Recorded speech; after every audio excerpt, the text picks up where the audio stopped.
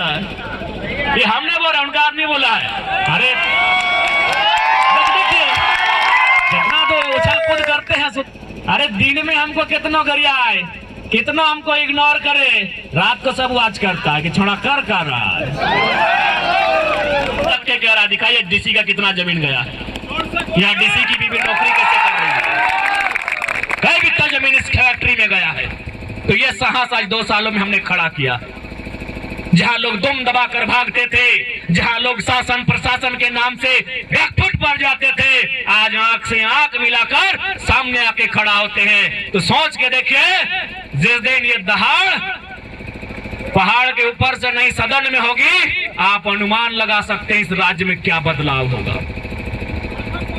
और बिल्कुल हम लोग आश्वस्त करते हैं कि अगर हम लोग एमपी के लिए चुने जाते हैं तो हम लोग का स्वभाव यहाँ गिरिडीह के एमपी, कोडरमा के एमपी और हजारीबाग के एमपी के जैसा नहीं होगा। हमारा स्वभाव जमशेदपुर के पूर्व एमपी शहीद चुन्नील महतो के जैसा होगा। मैं आपको उस शख्स को याद दिलाना चाहूंगा, क्योंकि झारखंड के इतिहास में एक ही एमपी का मर्डर हुआ है, वो सुनील महतो का हुआ है। जब वे 7 दिन बाद कोयला मंत्री बनने वाले थे, उनका हमेशा टाटा से विस्थापन को लेकर पंगा होता था, हमेशा विस्थापित रैयतों की बात करते थे। इसलिए अगर हम आज उनका परिवार जिंदा है, उनकी माँ जिंदा है, आज भी उस परिवार को एक टूसू मेला लगता है, उस मेला में जो पैसा बचता है उनके परिवार को दिया जाता है। सोच के देखिए कि मेंबर ऑफ पार्लियामेंट का परिवार कैसा है।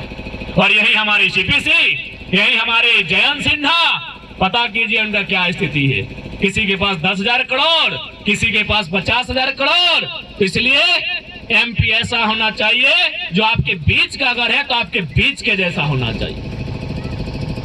और आप इस बात को लेकर आश्वस्त हो सकते हैं कि हम लोग अपने वचनों से नहीं मुकरेंगे।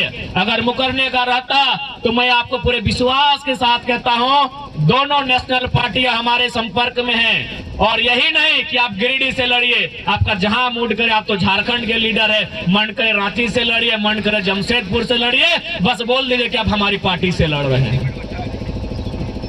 क्या उम्र है हमारी, 29 साल उम्र है हमारी। क्या प्रलोभन दे रहे हैं, सीधे दिल्ली का दे रहे हैं। अभी कौन दे रहे हैं, इंडिया और एनडीए गठबंधन वाले लोग दे रहे हैं। आज के डेट में अगर ये ऑफर किसी दंड युवा को आए तो दुम दबा कर भाग जाएगा, क्योंकि कोई भी जानता है कि अगर हम ढंग से खाली सिलेक्शन कर ले इंडिया और एनडीए का तो आराम से दिल्ली जा सकते हैं। और 1 सीट से नहीं, 2-3 सीटों से ऑफर है हमारा।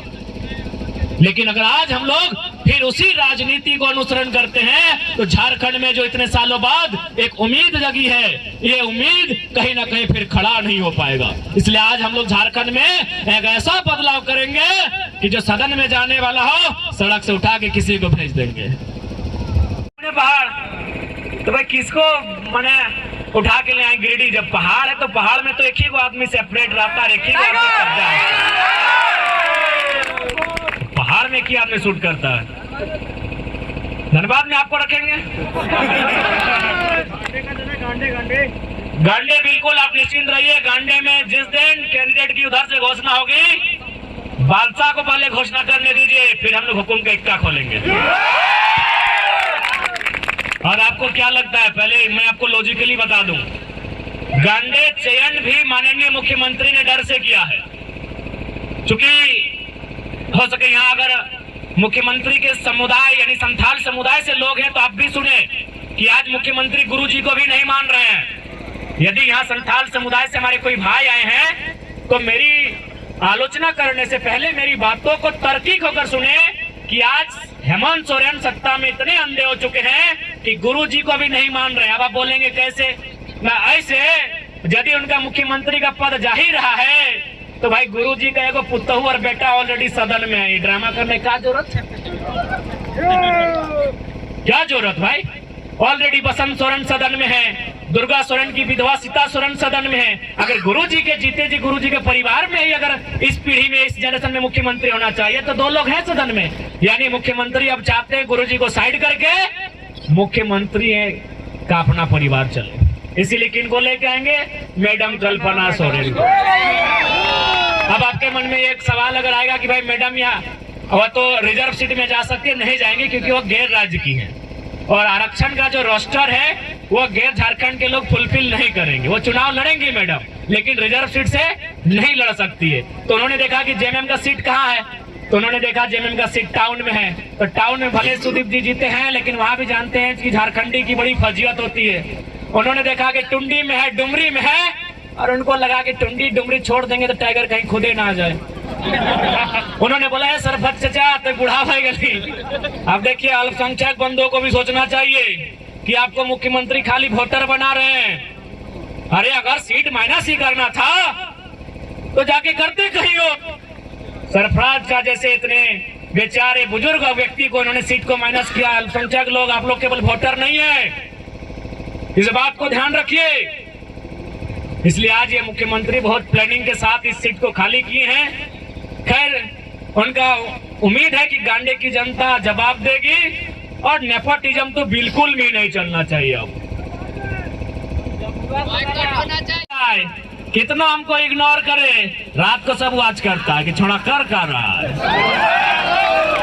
पूछिए उनको, हाथ रखवाइए गीता में उनको, कहिए देखते हैं कि नहीं देखते हैं। रखवाइए मुख्यमंत्री को हाथ रखवाइए, जो भी उनका धार्मिक मान्यता है, आस्था है। पूछिए उनको कि आप तो भाई 15-20 साल में पॉलिटिक्स में ये नारा नया से उन्हें कैसे लिया, झारखंड लड़के लिया झारखंड। ये नारा भले पुराना है, लेकिन इस नारे को जिंदा करने वाला शख्स हम है। पूछिए माननीय मुख्यमंत्री को। इसलिए आज इस बात को जानिए, में कंपनियों में केवल विधायक और सांसद चंदा ना ले तो वहां अभी 8% में दावा के साथ कहता हूं 100 को रोजगार सृजन होगा। अभी आज के तारीख से बस खाली बोल दे कि विधायक और सांसद चंदा नहीं लेंगे, अभी 100 को रोजगार सृजन होगा। अब मान के चलिए झारखंड में गूगल कीजिए कितनी कंपनियां हैं, नहीं करने से भी कुल मिलाकर तो खैर 50,000 के आर पार है, लेकिन ढंग की मुझे लगता है 30,000 कंपनियां झारखंड में है। अगर आज के डेट में हमारे एमपी एमएलए चंदा का धंधा छोड़ दें तो 30,000 गुना 100 कीजिए, यानी 30,000 में अगर 2 जीरो डालेंगे तो कितना होगा आप सोच लीजिए, सीधे 30 लाख का आंकड़ा होगा। सीधे 30 लाख का आंकड़ा होगा। ये मजाक का विषय नहीं है। मैंने बार बार कहा नेताओं की नियति साफ होनी चाहिए, उनका नियत जिस दिन साफ होगा झारखंड में रोजगार का कोई कमी नहीं है। आज कोई भी, चूंकि हम लोग धनबाद बोकारो से आते हैं, कोई भी नया माइंस आता है तो विधायक जी को 5 लाख का महीना, सांसद जी थोड़ा सा पावरफुल है उनको 10 लाख का चंदा, 2-4 को लठे थे उनको 1.5 लाख 2 लाख 50,000 का चंदा। ये चंदा का धंधा अगर ये नेता लोग बंद कर देंगे तो हर एक कंपनियों में, हर एक फैक्ट्रियों में जो रोजगार मिल रहा है उसको छोड़कर एक्स्ट्रा 100 रोजगार पैदा होगा। मुझे लगता है वो 30 लाख बहुत बड़ी राशि, बहुत बड़ी संख्या होगी।